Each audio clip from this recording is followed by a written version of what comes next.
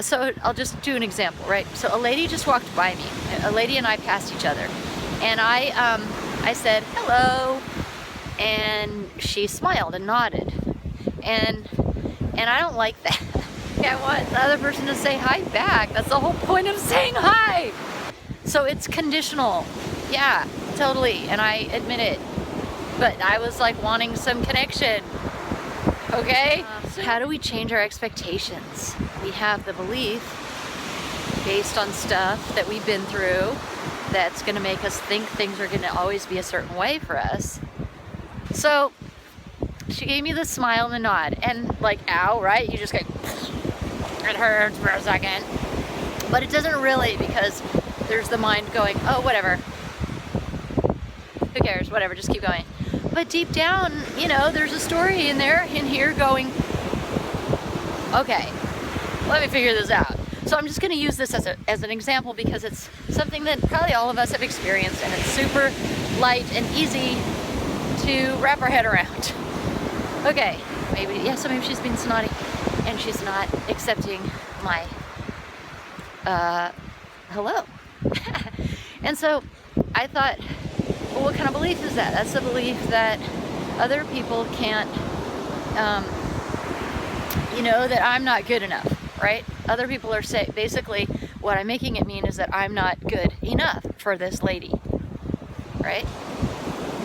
So if that's a core belief that I'm not good enough, and I want to change that around, and I'm feeling the pain of I'm not good enough as it's played out in my life here on the beach today, I need to believe that I'm good enough, right? I need to change that. So the way to do it simply is to ask ourselves, and this sounds like a harsh question, but okay, so she's making it like I'm not good enough. How am I? And so that's, let's say it's an echo of a past belief playing out as a person who's not going to say hi. That belief is going to play out as a manifestation of as a human being who comes up into my experience and snubs me, right? That's the belief in physical form. There's a belief that's a thought, and then bing, like magic, it turns into a thing, right? So the belief turned into a thing that was the person, and what we usually do is we have a reaction in our body and it confirms a belief, and so it's a self-perpetuating thing. So how do we interrupt that pattern? We say, okay, this is an echo of a past belief. Is it true? And how am I, now I get to say, okay, I made it so that the universe has to tell me I'm good enough.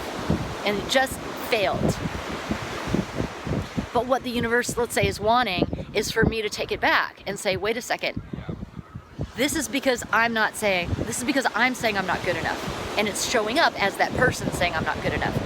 So how am I saying? Let us know where you at. I'm doing the same thing. I'm not good enough. Yo, what's up? I'm doing the same thing. All right. I'm Hi. making towards the Mississippi note.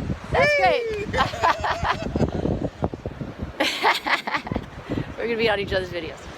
So you see, that's the exact opposite, right? There's a confirmation of the exact opposite. That's so cool. So then I would ask myself, how am I saying that I'm not good enough? And then I look inside my heart and I'm like, yeah, I actually feel like I'm not good enough. That's true. I am thinking that. So I hope this is making sense, because then once you identify, okay, how am I doing that for myself? How am I telling myself the same thing I think that they're telling me? And even though that sounds really harsh, it's actually got to be told. It's totally the truth. Otherwise, we wouldn't think they're doing that. Like, how am I rejecting myself or snubbing myself or saying that I'm less than or something? And I do that. I think I'm stupid. I think I'm all kinds of things. So then then what that does is it breaks the chain of dependence on the situation, forcing me to believe in myself in a certain way. And it puts it all inside me, which sounds like a lot of responsibility. It sounds like really harsh, but it actually means that the world isn't bad, that the lady didn't mean that I can say, oh, no, situation. You're not gonna make it mean that I'm not good enough. You're gonna confront me with my own belief system so that I can question it.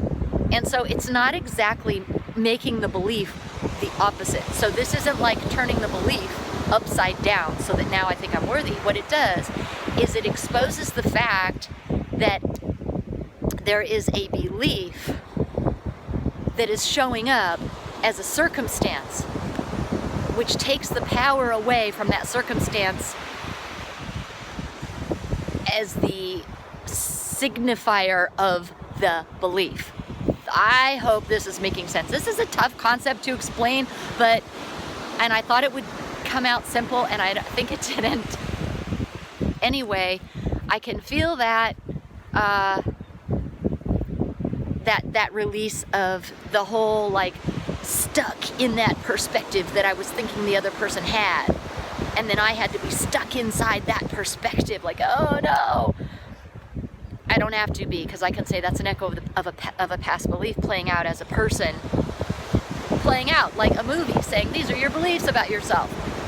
And if something is a belief about yourself, it's inherent that it's up for debate, because a belief doesn't mean truth. That's the whole point.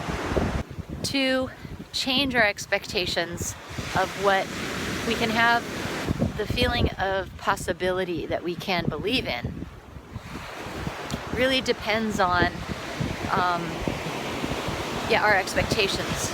I think that was a circular sentence. Practice with the small stuff, because the big ones are really hard to work with. The triggers are sometimes too strong, and you just gotta let it rip when that happens.